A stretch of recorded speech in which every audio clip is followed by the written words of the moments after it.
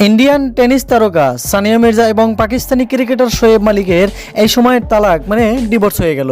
তারপরেই শোয়েব মালিক পাকিস্তানি অ্যাক্ট্রেস সানা জাভেদকে নিকাহ করলেন। প্রথমবারের মতো সানিয়া মির্জা স্টেটমেন্ট দিলেন ডিভোর্সের পর।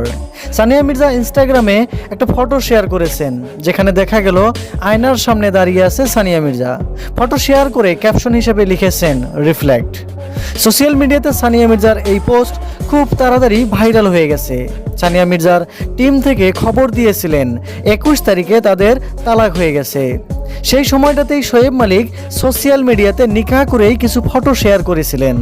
সানিয়া মির্জার টিম থেকে সেই দিন বলেছিলেন সানিয়া মির্জা আর তার পার্সোনাল লাইফটাকে পাবলিক থেকে একটু দূরেই রেখেছিলেন। আজকে আমি বলছি শোয়েব মালিক এবং সানিয়া মির্জার তালাকের বিষয়ে। সানিয়া মির্জা এবং শোয়েব মালিকের তালাক নিয়ে মন্তব্য করছেন অনেকেই। কেউ বলেছেন সানিয়া মির্জা শোয়েব মালিককে জীবনের মতো শুভকামনা জানালেন। সুপ্রিয় দর্শক, সানিয়া মির্জা এবং শোয়েব মালিকের ডিভোর্স বা তালাকের বিষয় নিয়ে আপনার কি মন্তব্য তা কিন্তু জানাতে পারেন কমেন্ট করে।